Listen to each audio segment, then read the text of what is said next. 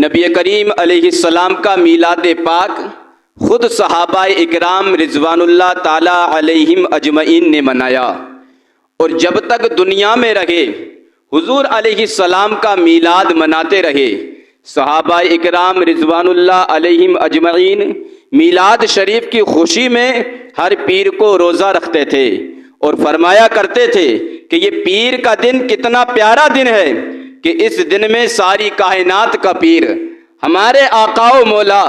اللہ تعالیٰ کے پیارے حبیب جناب محمد مصطفیٰ صلی اللہ تعالیٰ علیہ وسلم تشریف لائے۔ نبی کریم علیہ السلام کے ایک صحابی تھے حضرت کعب احبار رضی اللہ تعالیٰ عنہ۔ یہ اسلام لانے سے قبل یہودی تھے، اور تورات شریف جو کتاب اللہ تعالیٰ نے حضرت موسیٰ علیہ السلام پر نازل فرمائی تھی اس کے بہت بڑے عالم اور حافظ تھے۔ جب وہ اسلام لے آئے تو کملی والے آقا صلی اللہ تعالیٰ علیہ وسلم کے غلام بن گئے، لیکن پھر بھی تورات شریف نہیں بھولے، مکمل طور پر یاد تھی۔ صحابہ اکرام رضوان اللہ علیہم اجمعین انہی حضرت کعب احبار رضی اللہ تعالیٰ عنہ کے پاس تشریف لے جایا کرتے تھے اور کہا کرتے تھے کہ بھائی کعب،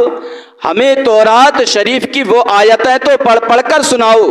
جن میں ہمارے اور تمہارے آقا حضرت محمد مصطفیٰ صلی اللہ تعالیٰ علیہ وسلم کا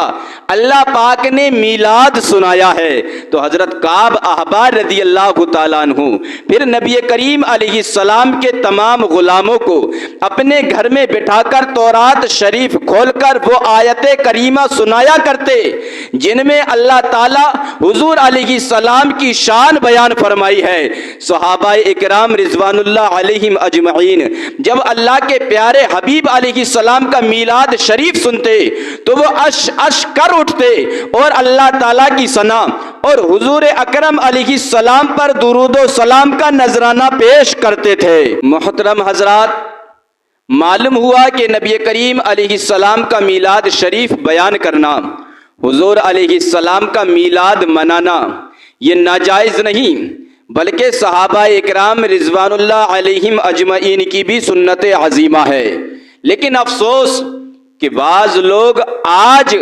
اس زمانے میں ایسے بھی موجود ہیں جو برملا کہتے پھرتے ہیں، حتیٰ کہ رسول پاک صلی اللہ تعالیٰ علیہ وسلم کے منبر پاک پر بیٹھ کر بڑی بڑی قسمیں کھا کر کہتے ہیں کہ لوگوں، نبی کریم علیہ السلام کا میلاد شریف منانا ناجائز، بدعت، شرک اور حرام ہے، اور جو لوگ میلاد شریف مناتے ہیں ان کو پتہ نہیں کیا کیا خرافات اور گالیوں سے نوازتے ہیں، اور پھر پوچھتے ہیں عوام سے کہ لوگوں بتاؤ کہ نبی کریم علیہ السلام کا میلاد شریف صحابہ اکرام نے منایا۔ اب غریب عوام جن کو وضو کے فرضوں کا پتہ نہیں ہوتا، غسل کرنے کا طریقہ نہیں آتا،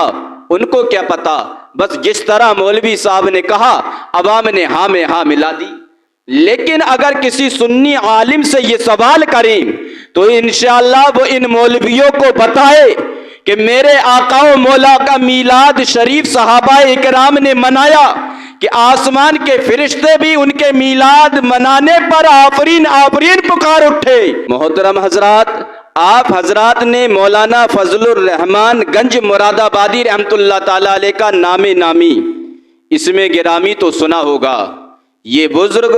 اپنے زمانے کے بہت بڑے عالم اور بہت بڑے ولی تھے۔ آپ 1213 ہجری یکم رمضان المبارک کو پیدا ہوئے اور 1323 ہجری 22 ربیع الاول شریف کو آپ کا بھارت کے شہر گنج مراد آباد میں وصال ہوا۔ مولانا فضل الرحمان صاحب رحمۃ اللہ تعالی علیہ گنج مراد آباد میں لوگوں کو درس حدیث اور درس قرآن پاک دیا کرتے تھے، اور باقاعدگی سے 12 ربیع الاول شریف کو نبی کریم علیہ السلام کا میلاد شریف مناتے اور تقریر ہوتی، مسجد سجائی جاتی، صلاۃ و سلام پڑھا جاتا، غرض کے جو اہل سنت کرتے ہیں مولانا صاحب کیا کرتے تھے۔ گنج مراد آباد میں ایک منکر میلاد رہتا تھا، وہ حضرت صاحب کے میلاد کو دیکھ کر، میلاد شریف کی شیرنی تقسیم ہوتے دیکھ کر اسے بڑا درد ہوتا تھا۔ بڑا پریشان ہوتا تھا، کبھی کبھی اسے دست بھی لگ جاتے تھے۔ ایک دن اس سے رہا نہ گیا اور گھر سے سیدھا حضرت مولانا فضل الرحمان رحمۃ اللہ تعالیٰ علیہ کی خدمت میں حاضر ہوا۔ حضرت اس وقت اپنے مریدوں اور شاگردوں میں بیٹھے تھے اور اللہ تعالیٰ اور اس کے پیارے حبیب علیہ السلام کے ارشادات عالیہ سے لوگوں کو مستفیض فرما رہے تھے۔ وہ منکر میلاد آیا، نہ سلام کیا نہ مصافحہ کیا، بس آ کر بیٹھ گیا اور بیٹھتے ہی سوال کرنے لگا کہ مولانا کیا صحابہ اکرام کے زمانے میں بھی میلاد شریف ہوتا تھا؟ مولانا صاحب نے فرمایا کہ میاں میلاد شریف میں کیا ہوتا ہے؟ کیا میلاد شریف میں گالی گلوچ ہوتی ہے؟ وہ منکر میلاد جو کہ مولوی بھی تھا کہنے لگا حضرت نہیں، ایسی تو کوئی بات نہیں۔ تو حضرت نے پھر سوال کیا کہ میلاد شریف کے جلسے میں ڈھول باجے تماشے ہوتے ہیں؟ وہ منکر میلاد مولوی صاحب سے کہنے لگا حضور یہ بھی نہیں ہوتا۔ تو حضرت نے پھر سوال کیا کہ میلاد شریف کے جلسے میں کفریات یا گانے کے کلمات کہے جاتے ہیں؟ مولوی صاحب فرمانے لگے کہ نہیں حضرت جی یہ بھی نہیں ہوتا۔ تو حضرت مولانا فضل الرحمان رحمۃ اللہ تعالیٰ علیہ نے فرمایا کہ مولوی صاحب، مولوی جی آپ خود ہی بتائیں کہ میلاد شریف کے جلسے میں کیا ہوتا ہے۔ مولوی صاحب ذرا پریشان سے ہو گئے اور پھر سنبھل کر بولے کہ میلاد شریف میں اسٹیج بنایا جاتا ہے، روشنی کی جاتی ہے، پھر عوام کو جمع کر کے پہلے تلاوت کلام پاک ہوتی ہے، پھر نعت شریف ہوتی ہے، پھر حضور علیہ السلام کی ولادت و شہادت کے حالات، آپ کے معجزات و کمالات بیان ہوتے ہیں، پھر صلاۃ و سلام پڑھ کر شیرنی وغیرہ تقسیم ہو جاتی ہے۔ بس مولانا فضل الرحمان رحمۃ اللہ تعالیٰ علیہ نے فرمایا تو اس کا مطلب ہوا کہ میلاد شریف میں ذکر رسول علیہ السلام کے سوا کچھ نہیں ہوتا۔ مولوی صاحب سر ہلا ہلا کر کہنے لگے جی ہاں جی ہاں، بس رسول پاک صلی اللہ تعالیٰ علیہ وسلم کا ذکر مبارک ہی ہوتا ہے۔ جب حضرت صاحب نے یہ سنا تو آپ جلال میں آ گئے اور تڑپ کر فرمایا مولوی جی جب میلاد شریف میں ذکر مصطفیٰ ہی ہوتا ہے تو میں کہتا ہوں کہ بے شک صحابہ اکرام رضوان اللہ تعالیٰ علیہم اجمعین کے زمانے میں بھی میلاد شریف ہوتا تھا، اور ضرور ہوتا تھا، یقیناً ہوتا تھا، مگر فرق صرف اتنا ہے کہ آج کل لوگ قالین کا فرش بچھا کر، اسٹیج لگا کر، یہاں لوگوں کو جمع کر کر، بتیاں جلا کر مسجدوں اور گھروں کی چھتوں کے نیچے میلاد شریف کرتے ہیں، لیکن صحابہ اکرام رضوان اللہ تعالی علیہم اجمعین میدان جنگ میں چلچلاتی دھوپ میں، گرم گرم جھلستی ہوئی ریت پر اور تلواروں کے سائے میں میلاد شریف پڑھا کرتے تھے۔ مولوی جی ہم تو آج میلاد شریف پر صرف سرنی بانٹتے ہیں، لیکن صحابہ اکرام رضوان اللہ علیہم اجمعین حضور علیہ السلام کی شان پر سر قربان کرتے تھے۔ مولوی صاحب کیا تمہیں معلوم نہیں کہ صحابہ اکرام رضوان اللہ تعالی علیہم اجمعین اپنے گھروں میں، جنگلوں میں، سفر میں، حضر میں، یہاں تک کہ میدان جنگ میں بھی کملی والے آقا صلی اللہ تعالی علیہ وسلم کی شان کے چرچے کرتے تھے؟ کیا تم نے یہ پڑھا اور سنا نہیں کہ صحابہ اکرام رضوان اللہ تعالی علیہم اجمعین جب میدان جہاد میں لشکر کفار کے سامنے پہنچتے تھے تو سب سے پہلے صحابہ کے لشکر کے سپاہ سالار کافروں کے سامنے یہ تقریر فرماتے تھے کہ اے کافروں کے گروہ سنو، ہم لوگ پہلے مشرک تھے، بتوں کے پرستار تھے،